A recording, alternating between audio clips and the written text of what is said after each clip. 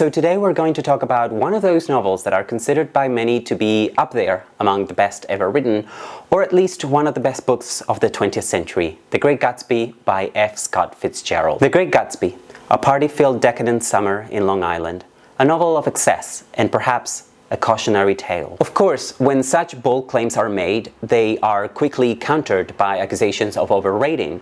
For many critics, The Great Gatsby is a masterpiece and the best novel by Scott Fitzgerald.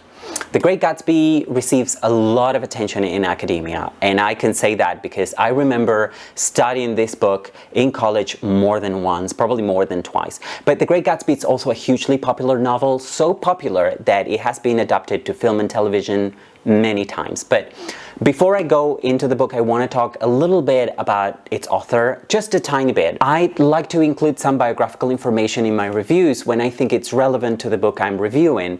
And in this case, I think talking about Fitzgerald's life, or rather his background, is relevant because he poured a lot of his life into The Great Gatsby. So Scott Fitzgerald was born to an upper middle class American family who then lost most of their wealth.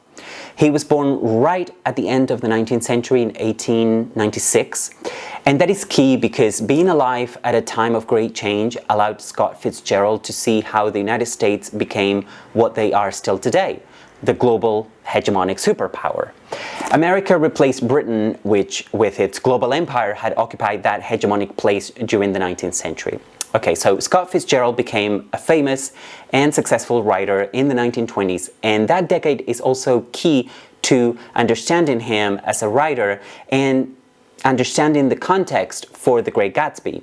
The 1920s in America are referred to as the Roaring Twenties. We're talking about jazz, we're talking about flappers, those girls who bob their hair, listened to jazz, smoked cigarettes, wore a lot of makeup, drove cars, and cars are really important in The Great Gatsby, but no spoilers.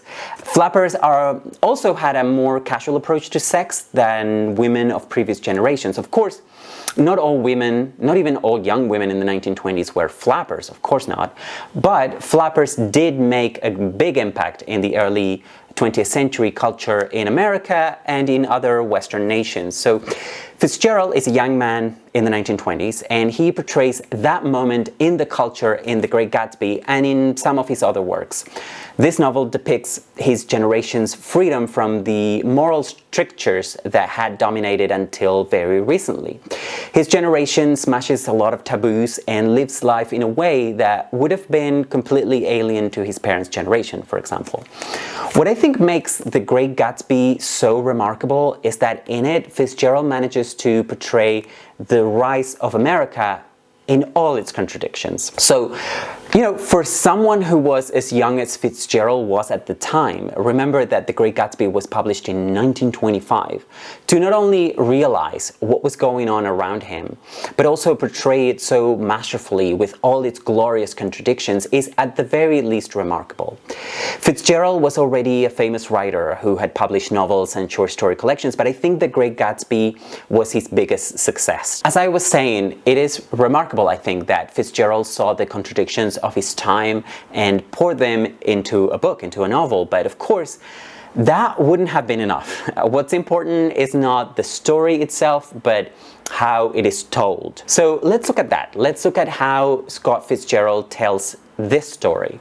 Although The Great Gatsby is a first-person narrative, it is not told by J. Gatsby, but by a character named Nick Carraway. When I first read the novel many years ago, the first time I read it, that was the first thing that surprised me about it. I don't know, maybe I was a naive reader who hadn't read much yet, but it really surprised me. So Nick Carraway is Scott Fitzgerald himself, or at least Nick Carraway and Scott Fitzgerald share some of the same characteristics. Let's see that. Okay, so their family backgrounds are similar. Nick, like Scott Fitzgerald, belongs to an upper middle class American family that had seen better days. Both Nick and Scott Fitzgerald hail from the US Midwest, and they both have to move from that rural region to the center of the modern world that was New York City then to earn a living.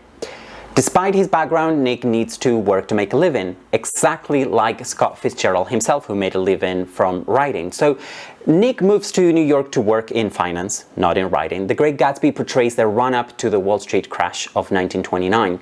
We see American capitalism at its peak before it inevitably crashes down horribly, as it tends to do periodically. Nick is a bit of an outsider here, and I would say that his view on things is always moralistic. The Great Gatsby is about what it means to be American at that specific time in history.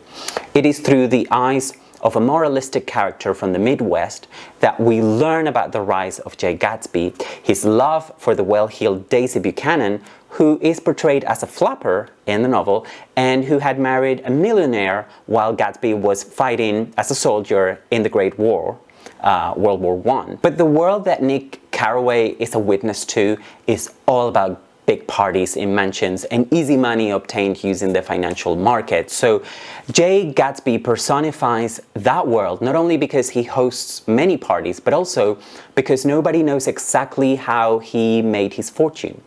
Gatsby is a character surrounded by mystery.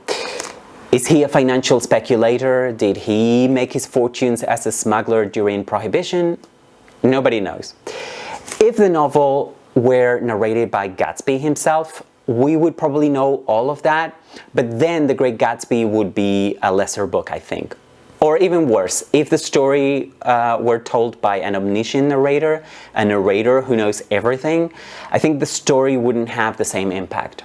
Instead, thankfully, what we have is Nick, who happens to be as curious as us readers to find out who the mysterious Jay Gatsby really is. I think what continues to fascinate readers is the mystery surrounding Jay Gatsby. Are we supposed to admire him, or are we supposed to despise him? Are we supposed to admire great financiers, or are we supposed to despise them? That is a moral question that I think it's at the core of The Great Gatsby, but let's go back to Jay Gatsby as a character. Gatsby's rag-to-riches story is surrounded by mystery. Nobody knows how he became rich or who he was before being rich. Nobody knows his real background. His rival, Tom Buchanan, Daisy's husband, is also wealthy, but he has old money. Tom, unlike Gatsby, was born rich.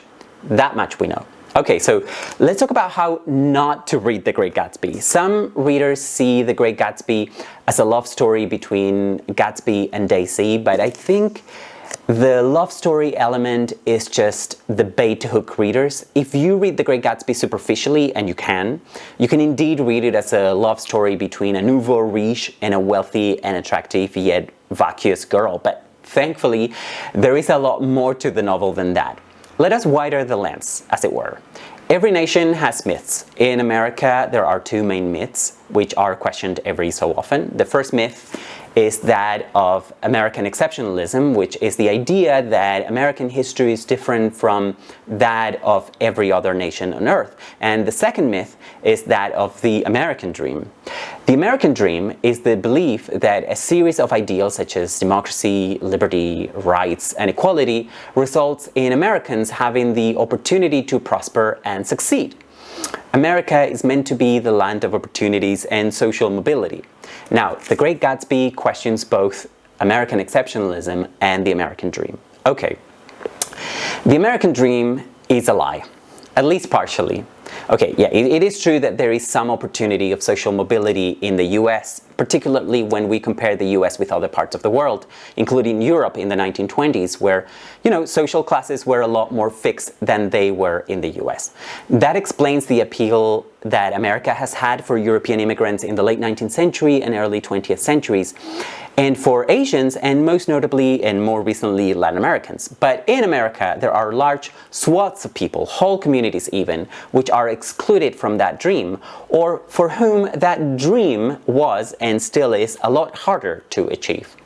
Okay, now I need to talk briefly about the plot of the novel, but I'm not going to spoil anything, I promise. I just want to set up the book and explain how The Great Gatsby questions the American dream. So, Jay Gatsby starts life poor, but he's a self-made man who becomes a millionaire and buys himself a mansion in Long Island, right across the bay from the place where the woman he loves lives with her husband.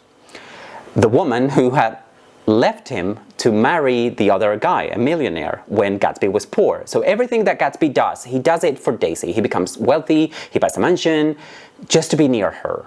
or as near her as he can manage to get, of course. Gatsby gives huge, extravagant parties in the hope that Daisy would hear about him and maybe meet him again. Nick Carraway is Daisy's second cousin, and during the summer the novel takes place, he rents a house next door to Gatsby's mansion. Okay, that's where I'll stop with the plot. If you haven't read the book, read it to find out what happens. I'm not going to tell you what happens, okay? I mean, you know, if you have seen any of the movie adaptations, you'll know the story already and the ending anyway. I think the last movie adaptation was quite successful. It was directed by Baz Luhrmann and it starred Leonardo DiCaprio. I hated that adaptation, but I think I'll always hate any movie or TV adaptation of The Great Gatsby, because the best thing I think about this novel is not the story, but how it is told in writing. And what you're going to get from a movie adaptation is just the plot. Having said that, I'd be curious to watch an early version that was directed by Jack Clayton and starring Robert Redford and Mia Farrow. So if you have seen it, if you have seen that version, I think it's from '74, let me know in the comment section below because I am curious. Money is at the center of the narrative here, so much so that I wonder if money and not Daisy is Gatsby's biggest love. I wonder if Daisy is just a personification of money, and that's why Gatsby, who was born and grew up poor, wants her so badly. Would Gatsby love Daisy if she were poor? What is so special about her other than the fact that she's filthy rich? Daisy is as flat a character as I ever saw one. A flat character is one that is only defined by a handful of traits and who doesn't evolve in the course of the narrative. And don't you think that that applies to Daisy perfectly? I really do think so. Also, Daisy cannot be a romantic heroine. Why? Because she's hollow. She's an empty character. There is nothing to her. She's just rich and vacuous, and that's made clear over and over in the narrative. Money is what makes her attractive. Money, finance, financial capital ruled in the 1920s, and money makes money and money attracts money. But let's go back in time a little bit. The US had entered World War I in 1917, the war had started in 14 and it ended in 18. The US had joined the Allies and won the war, which had taken place mostly in Europe, definitely not in America. So the US economy benefited greatly from this military victory, and I think Gatsby, who was a soldier, personifies that US military and financial success. Well, leaving aside whether The Great Gatsby is a great novel or not, it is a classic. And it is a classic because it continues to speak to us. For all the period detail in the narrative, the world The Great Gatsby depicts resembles our world. It is easy for readers to see themselves in The Great Gatsby, I think, and in the characters. We immediately recognize the characters and the world they inhabit. If there is something that perhaps seems strange to us, it's Daisy.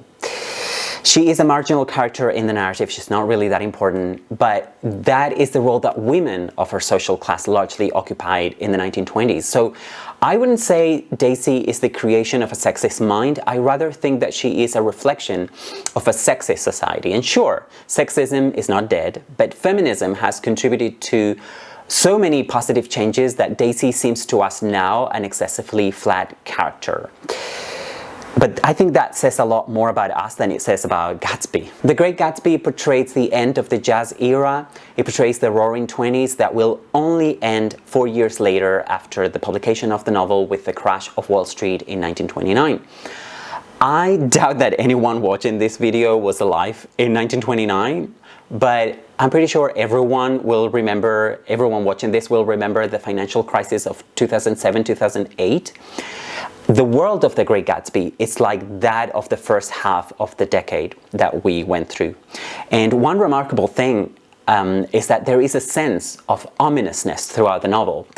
It is almost as if Scott Fitzgerald already felt that all those excesses fostered by the financial bubble that benefited characters such as Nick or Gatsby himself was going to end up soon and disastrously.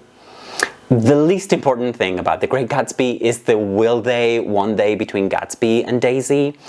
That's just, I think, a red herring, or rather bait to capture the reader's attention and then tell a much more fascinating and important story. I recommend The Great Gatsby to anyone who hasn't read it. I do think that everyone will get something out of it, and I think most people would enjoy reading this novel. So if you don't already own a copy, I've added links to different editions, including this one, which is a hardback, available with free worldwide delivery from the Book Depository. You'll find those links in the description for this video. So let me know, have you read The Great Gatsby? I want to know. Let's talk about it in the comment section below. Also, if you like my book reviews, let me know if there is a particular book that you'd like me to read and review. Perhaps I'd already read it. I'd love to get requests from you. I can't promise you anything, but I'd love to hear your requests. That's all from me. I hope to see you again very soon. Take care and bye for now.